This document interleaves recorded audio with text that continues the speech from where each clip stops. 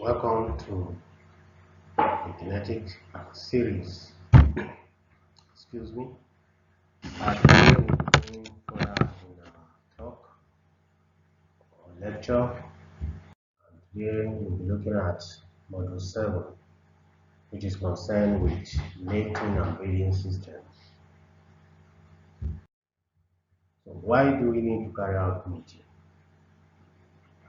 After selection, which we had earlier treated in Module 6 and 5, the next thing is to improve the animal. And this is one of the ways of carrying out that improvement is through mating of selected male and female animals. Now, to carry out mating in animals, it can be either by natural or artificial mating, and artificially it is achieved through what is known as artificial insemination. Natural mating can be achieved through any of the following means. So we have pen mating. This is also called hand mating and is mostly practiced in pigs and in poultry species. In this system of mating, the males are attached to specified or particular number of females depending on the strength of the breed. And the mating ratio could be 1:20 or 1:10, as is commonly practiced in poultry, 1:18, and so on and so forth. These ratios are all dependent on the strength of the breed or the mating ratio that is required for the breed. So in pen mating, both the male and the female will have to be kept together in a pen. We have random or flock mating. In this system, every male in the population is given an equal chance to mate with any female of choice in the same population. So for this to occur, the animals are mostly kept extensively. And if you want to play around with this, it could be achieved by changing males from one female pen to another, giving the males a larger pool of females to mate with, and also by artificial insemination using pooled semen from a number of males. It becomes random when using artificial insemination because semen is collected from several males and these are pulled together. So it's actually difficult to know which semen and from which animal actually are inseminated or fertilized an egg. We'll be looking at artificial insemination in details later.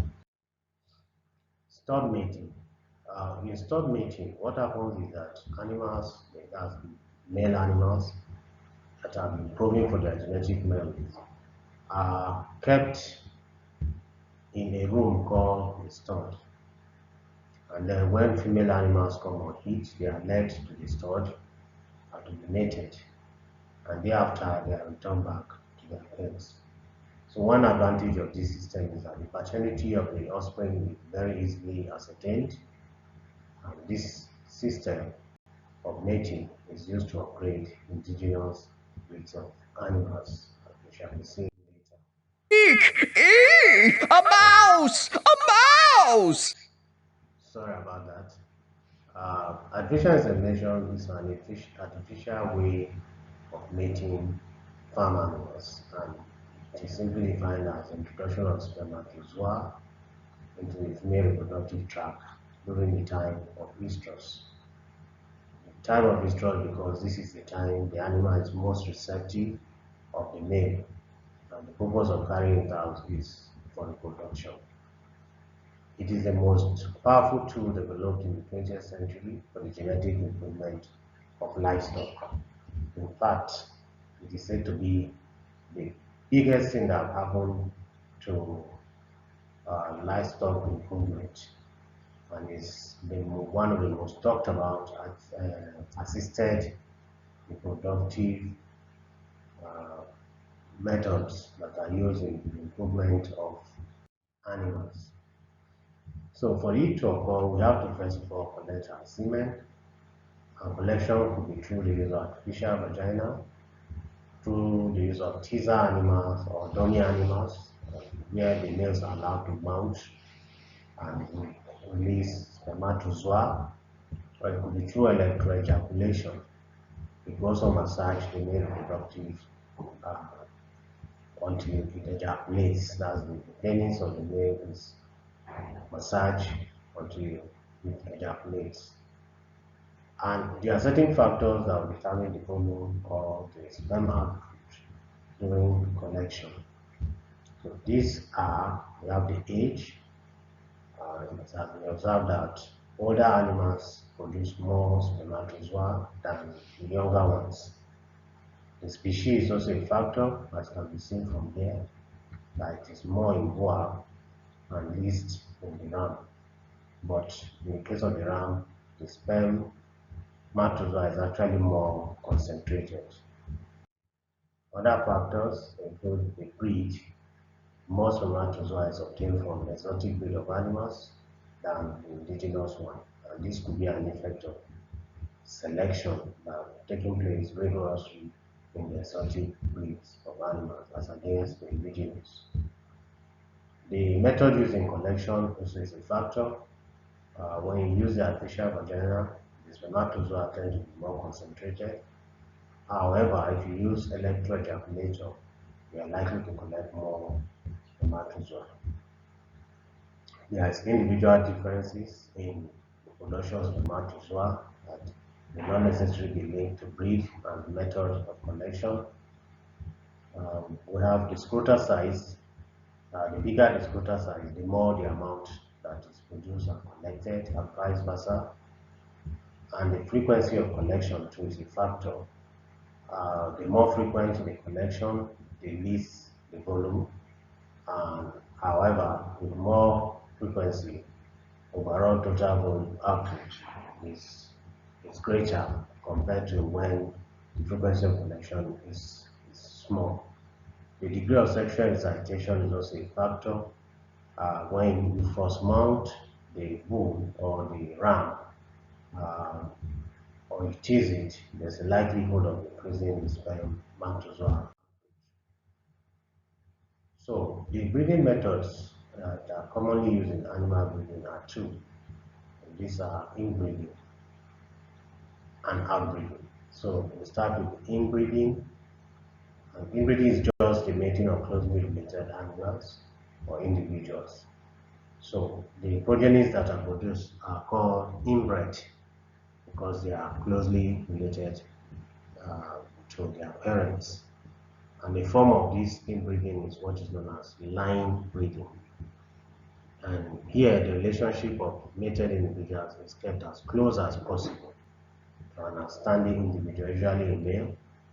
And the essence is to concentrate the superior genes of this outstanding individual in a particular line. That is why it is called line breeding. So inbreeding generally increases homozygosity, and in the process, it may bring about inbreeding depression. And inbreeding depression affects the ability of the animal to perform well, and there are certain characters that are known to suffer from inbreeding depression. So what has been given here are not all the traits that are easily affected by inbreeding depression, but you can see that dairy cattle, milk yield, butterfat yield, growth rate, calf viability are easily affected. In beef cattle, you have weaning weight.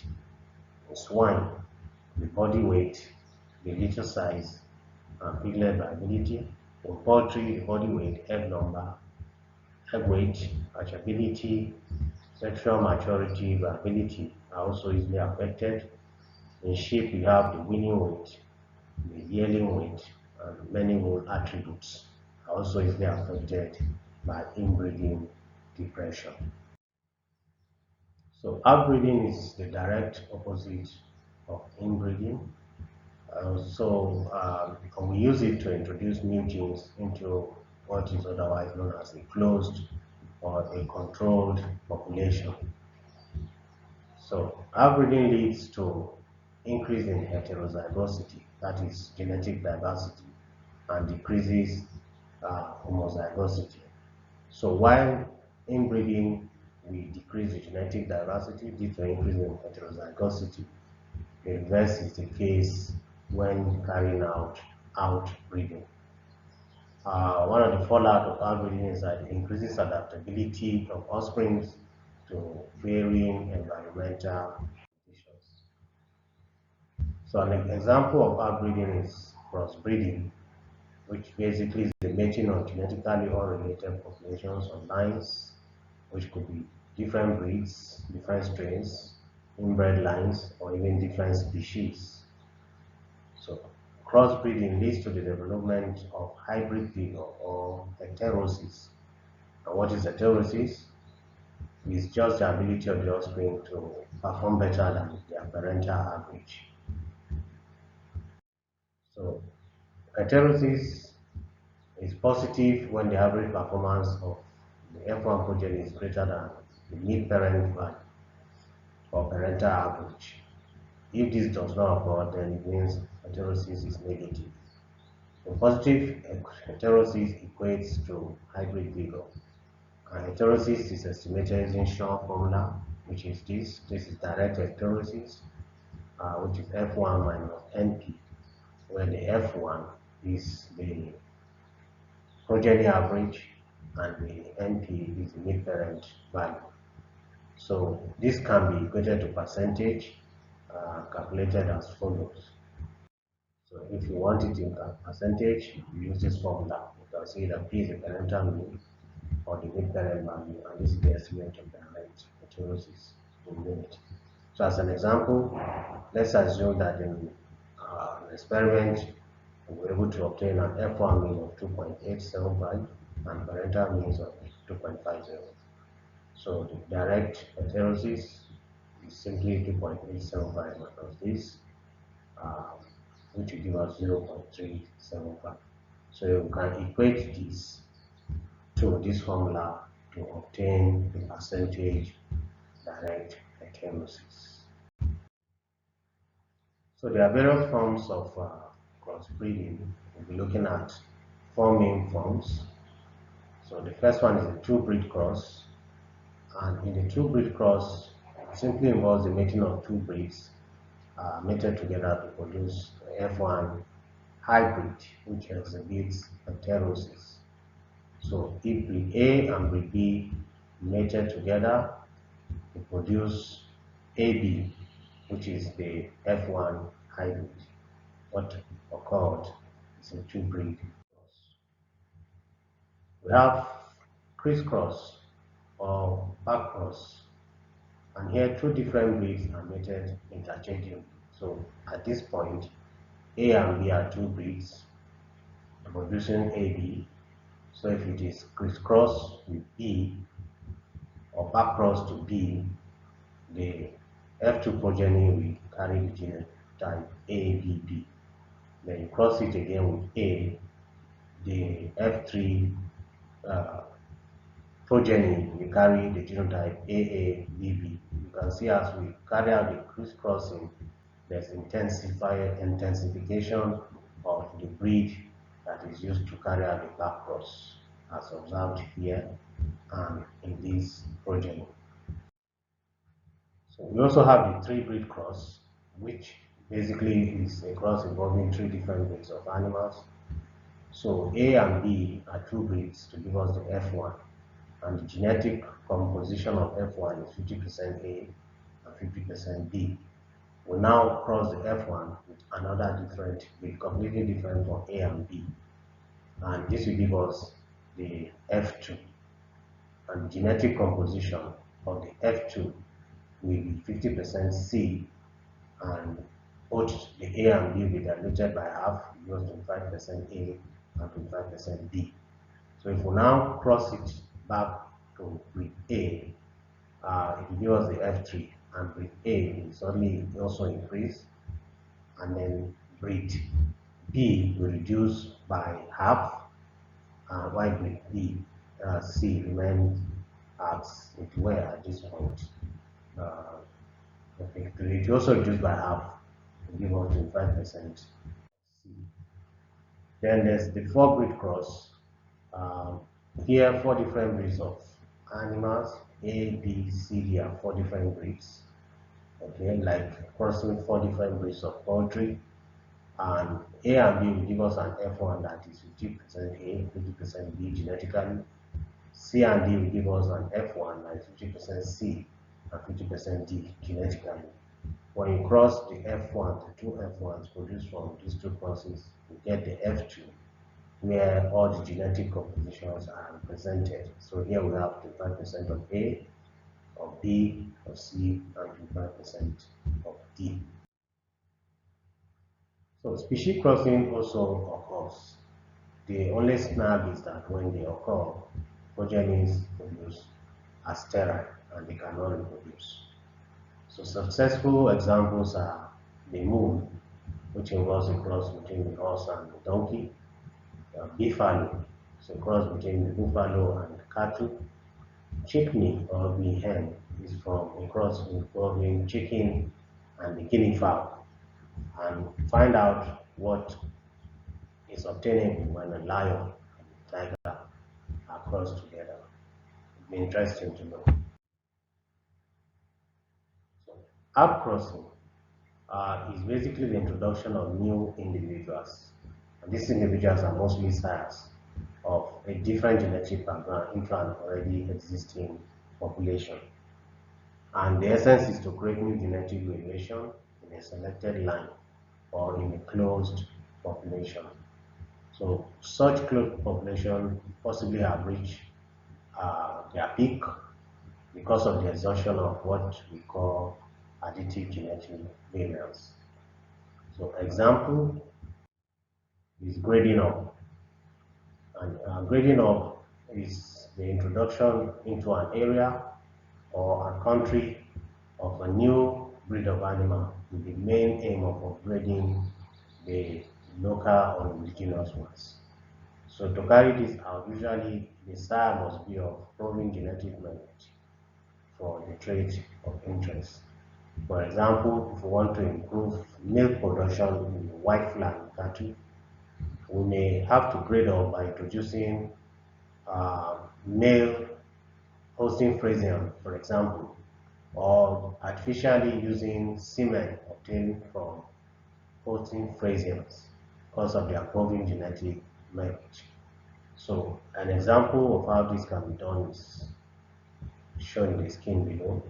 So desire is to improve this local breed using an exotic breed. And in the case of the white Fulani and Frisian, if this is the white Fulani and this is the Frisian, so if you carry out the cross, the F1 progeny will give us genetic composition that is made up of 50% exotic and 50% white Fulani. So the F1 is back cross to the exotic, give us an F2. You can see there's a gradual increase in the genetic composition of the exotic, 75% in the F2, while there's a reduction in the genetic composition of the white Fulani. So by the time this again is crossed back to the exotic, we get an F3 that again is about 87.5% exotic and 12.5% local. As we continue the cross, we keep on increasing the genetic composition of the exotic and at the same time reducing that those of the local breeds. So with successive generations of backcrossing, this will also have a negative effect of introducing inbreeding depression. And with successive generation of backcrossing, less improvement is actually made. The greatest improvement of hybrid breed was actually made in the F1. This system of grading up was practiced in the 60s in Nigeria and VOM. And it was to use the Holstein Friesian male bulls to improve the milk producing ability of white Fulani cattle. While this was successful in the sense that the crossbred performed better than the indigenous white Fulani, but they didn't perform as much as the Holstein Friesian, but that improvement observe. So we go ahead and read up other things that has to do with this mating system and uh, breeding system. Particularly read up about top crossing, and I'll see you when next we meet. Have a great day.